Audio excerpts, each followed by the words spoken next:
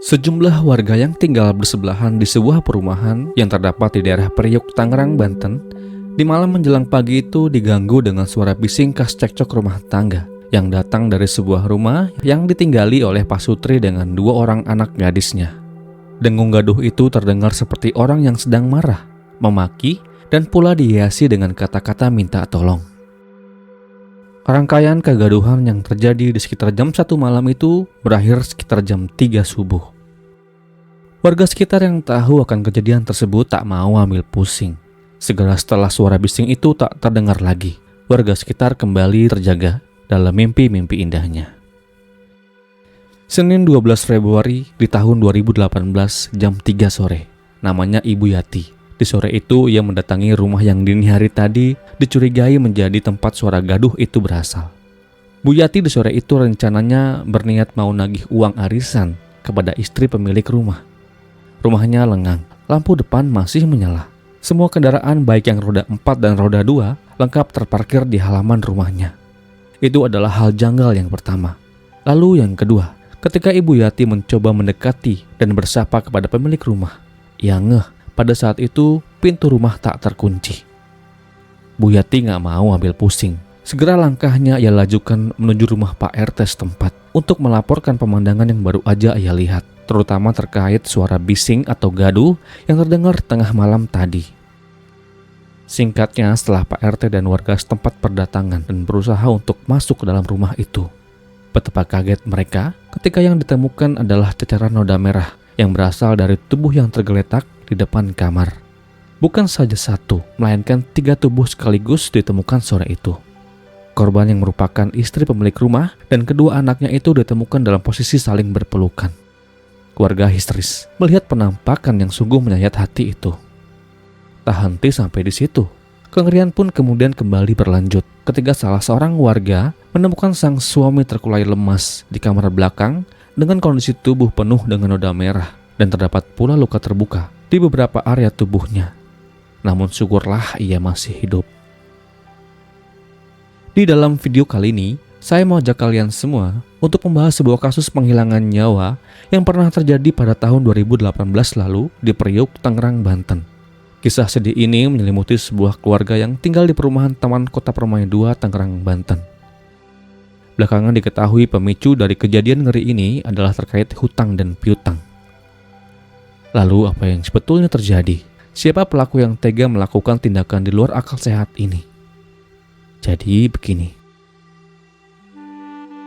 Titin Suhaimah atau yang akrab disapa Emah adalah seorang wanita yang menjalani kehidupannya dengan penuh dengan luka-luka dan liku-liku. Diketahui pada tahun 2017 yang lalu, ia menikah dengan seorang pria yang tentu aja ia cintai. Pria itu bernama Muhtar Effendi. Pendi, begitu orang-orang sekitar memanggilnya. Walau terpaut usia cukup jauh, Emah 40 tahun dan Pendi 60 tahun, tidak sama sekali mengurangi rasa cintanya kepada orang pilihan hatinya saat itu. Pernikahan yang Emah jalani dengan Pendi saat itu adalah pernikahan yang ketiga kalinya. Permasalahan rumah tangga serta ketidakcocokan antara Emah dan mantan-mantan suaminya diduga menjadi penyebab gagalnya pernikahan Emah dengan dua mantan suaminya sebelumnya. Dari pernikahan pertamanya, Emah diberkahi satu anak perempuan yang cantik yang ia beri nama Nova. Juga di pernikahan keduanya, ia diberkahi satu anak perempuan yang cantik pula, namanya Mutiara. Demikian status janda yang Emah miliki saat itu tidak menjadi masalah bagi Pendi untuk terus maju untuk meminang pujaan hatinya saat itu. Emah sendiri merupakan sosok wanita pekerja keras. Diketahui ia adalah seorang pedagang yang membuka kiosnya di Pasar Kebon Besar Batu Ceper, Tangerang. Di kios yang memiliki luas 27 meter persegi itu, ia menjual pakaian dewasa serta seragam sekolah anak-anak. Tiap tahun, Emah membayar 14 juta untuk sewa kios itu. Menjadi seorang pedagang yang membuka lapaknya di pasar merupakan jalan yang harus ia ambil. Tatkala himpitan ekonomi terus saja menghantui ia dan kedua anaknya saat itu.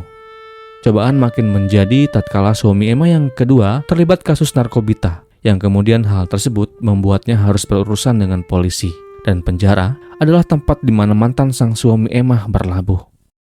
Hal ini yang kemudian membuat Emah berpisah dengan mantan suami yang keduanya. Emah di mata pedagang yang mengenalnya dengan baik adalah sosok yang cantik, mudah bergaul, ceriwis dan periang. Tidak tampak wajah kegalauan, tatkala himpitan ekonomi saat itu terus saja menghimpitnya. Suasana hati Emma yang terpancar dari wajahnya mengisyaratkan bahwa ia hadir, tidak untuk membagi kesusahan hidup yang ia alami. Ia selalu menyebarkan aura positif di kalangan pedagang pasar. Lantaran sering hadir dengan wajah yang selalu ceria dan bahagia, sampai-sampai pedagang pasar Kebon Besar Batu Ceper menjuluki Emma dengan sebutan Ayu Ting Ting, penyanyi kondang asal Depok itu. Julukan itu ramai-ramai diberikan kepadanya, dikarenakan aura positif penuh dengan penghiburan selalu ia bawa-bawa. Suasana lorong kios yang murung seketika semeringah tatkala Emma si Ayu Ting Ting hadir. Di hari-hari yang ia jalani di kios pakaian itu, Emma kerap kali ditemani oleh anak perempuan keduanya, Mutiara. Biasanya sehabis pulang sekolah, Mutiara selalu menyempatkan dirinya untuk hadir menemani ibunya untuk berjualan. Emma dan Pendi dipertemukan di sebuah event bazar yang diadakan di sebuah pasar malam di daerah Tangerang. Saat itu baik Emma dan Pendi merupakan pedagang yang membuka lapaknya di acara bazar itu. Sama dengan Emma, ia berjualan pakaian dewasa, sedangkan Pendi berjualan parfum, gamis, dan alat-alat ibadah lainnya. Saat itu, Emma lah yang pertama kali mendatangi lapak milik Pendi. Maksud Emma saat itu sekedar hanya ingin mencari parfum saja. Namun tanpa diduga, pandangan pertama membuat Pendi kemudian jatuh cinta kepada Emma. Sinyal-sinyal jatuh cinta Pendi kepada Emma segera saja ia tunjukkan dan ungkapkan. Segala ungkapan sayang dan cinta Pendi utarakan saat itu kepada Emma yang pada saat itu masih menjanda. Dan singkatnya setelah pertemuan itu, resmilah mereka menjalin tali kasih. Pendi saat itu tahu betul terkait status pernikahan Emma dengan mantan suaminya terdahulu, juga termasuk anak-anak Emma dari pernikahan sebelumnya. Namun tidak begitu dengan Emma. Disebutkan dalam sebuah sumber, Emma menerima Pendi tanpa tahu latar belakang ia sebetulnya. Sebulan setelah resminya mereka memadu kasih, pernikahan siri dengan mahar 2 unit kios pun dilakukan. Selain itu, Pendi juga menjanjikan akan memberikan suntikan modal untuk usaha yang dijalani oleh Emma. Tentu pernikahan sederhana yang dilaksanakan itu turut serta mengundang ratusan ucapan selamat yang dialamatkan kepada Emma dan suami barunya. Sungguh itu merupakan sebuah momen yang sangat membahagiakan bagi keduanya, Emma dan Pendi saat itu. Singkatnya, setelah pernikahan itu berlangsung, Pendi kemudian tinggal di rumah Emma di perumahan Taman Kota Permai 2, Tangerang. Saat itu ia juga tinggal bersama dengan kedua anak Emma, Mutiara dan Nova. Kehadiran Pendi di lingkungan perumahan sempat menimbulkan pro dan kontra, dikarenakan kemunculannya di perumahan tersebut tidak pernah ia laporkan sebelumnya kepada pengurus RT. Tentu hal tersebut menjadi masalah bagi pengurus jika terjadi hal-hal yang tak diinginkan. Namun singkatnya masalah itu selesai ketika Pendi mendatangi rumah Pak RT setelahnya. Hari-hari setelah pernikahannya, Emma dikatakan oleh rekan-rekan sesama pedagang di pasar tidak pernah lagi terlihat.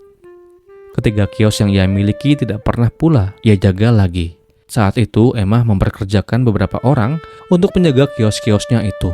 Tentu pedagang-pedagang di pasar Kebon Besar Batu Ceper seperti merasa kehilangan sosok Ayu Ting Ting, pelipur lara mereka ketika penat melanda. Entah apa kegiatannya yang ia lakukan saat itu. Apakah pernikahannya dengan Pendi betul-betul bisa merubah hidupnya sehingga ia menjadi lebih mapan lagi? Mari kita simak bersama-sama. Kehidupan baru yang Emma jalani dengan Mukhtar Effendi di awal-awal pernikahan mereka berjalan dengan mulus dan lancar jaya. Segala permasalahan ekonomi yang pernah menghimpit Emma saat itu berangsur bisa ia atasi. Biasanya kan dulu Emma sendiri yang mencari uang untuk memenuhi segala kebutuhan hidup, termasuk biaya sekolah anak-anaknya. Namun dengan adanya Pendi saat itu, semuanya bisa dijalani dengan mudah. Hingga sifat asli Pendi makin kesini makin terlihat. Pendi orangnya suka marah-marah. Ia temperamental. Selain itu, juga Pendi disebut-sebut memiliki sifat pencemburu yang tinggi.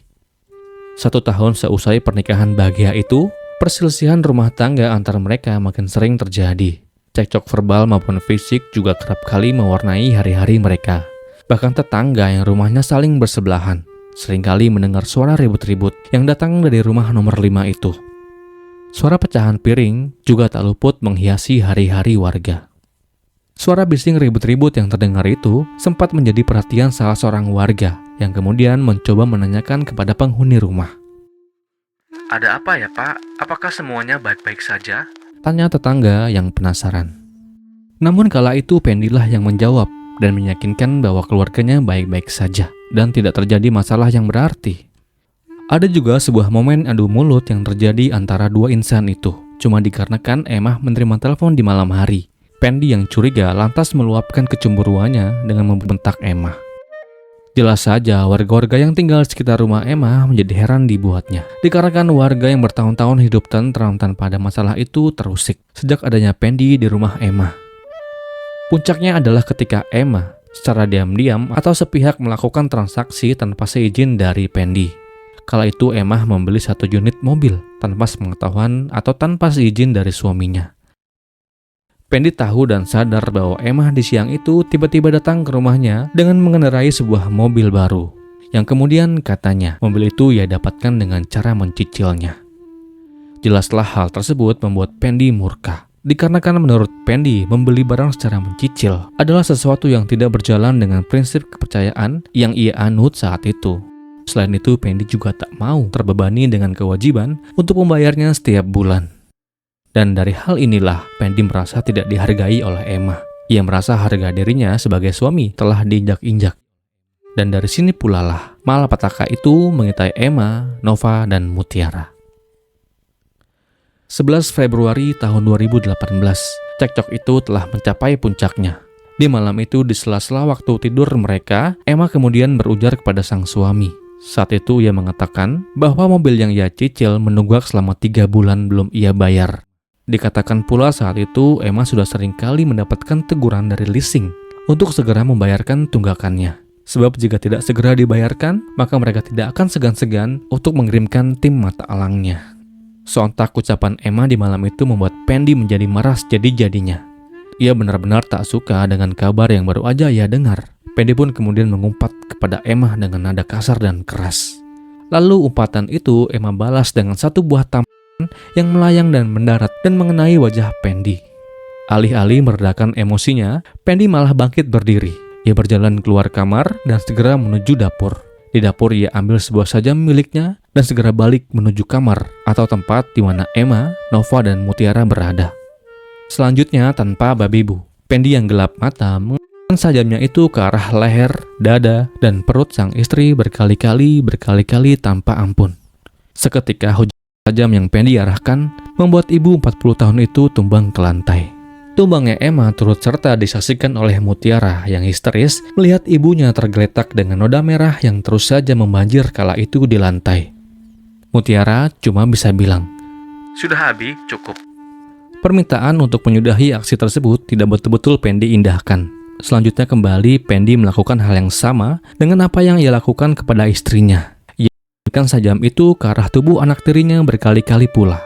Ayunan sajam yang menghujani tubuhnya kemudian membuat Mutiara, gadis cantik 11 tahun itu, kembali rebah ke lantai. Di akhir aksinya, Pendi yang terlanjur gelap mata tak mau menyudahi begitu saja aksi ngerinya di malam itu. Target akhirnya adalah Nova, anak tirinya yang lain. Tak banyak yang bisa Nova lakukan saat itu, selain hanya bisa terisak dan menangis, meratapi tubuh ibu dan adik tercintanya yang tergeletak di lantai dengan noda merah yang terus saja membanjir. Dan terjadilah kembali penghilangan nyawa yang kala itu dialami oleh Nova, usia 20 tahun. Di malam itu 3 nyawa, yaitu ibu dan kedua anaknya, pergi menghadap Sang Pencipta. Saya turut berduka cita. Selepas meluapkan emosi sesaat yang sungguh di luar akal sehat itu, Pendi kemudian menuju kamar belakang rumah Emma. Ia sembunyikan handphone milik korban ke plafon rumah. Selain itu, setelah ia mencuci bersih semua noda-noda merah yang terciprat, kemudian Pendi terduduk, meratap, dan dengan masih menggunakan sajam yang ia pakai barusan, kembali ia coba menghunuskan sajam itu ke bagian perutnya sebanyak 3 kali. Selain itu, ia juga sempat menjatuhkannya ke lehernya sendiri. Setelah aksinya selesai, ia pun bangkit berdiri untuk menyembunyikan sajam yang ia pakai ke dalam lemari. Setelah selesai, semuanya serba gelap. Hingga ia tersadar dan terbangun dengan beberapa alat yang dipasangkan di tubuhnya. Saat itu, saat tersadar, Pendi sedang berada di IGD Rumah Sakit Sari Asih, Tangerang. Ia selamat dari percobaan bodoh yang ia lakukan. Setelah benar-benar bisa ditanyai, terungkaplah misteri di balik meninggalnya Emma dan kedua anaknya kala itu. Pendi segera ditetapkan menjadi tersangka. Singkatnya, persidangan yang kemudian digelar oleh Pengadilan Negeri Tangerang melalui majelis hakimnya kemudian memvonis Mukhtar Effendi bin Ruhiyat dengan hukuman 20 tahun penjara. Mendengar vonis yang dijatuhkan, Pendi tertunduk lesu dan menerima semuanya dengan pasrah. Semoga dari kisah ini kita bisa ambil pelajaran yang tersirat. Dan sekali lagi untuk keluarga korban, saya ucapkan duka yang mendalam. Dan kisah ini pun berakhir.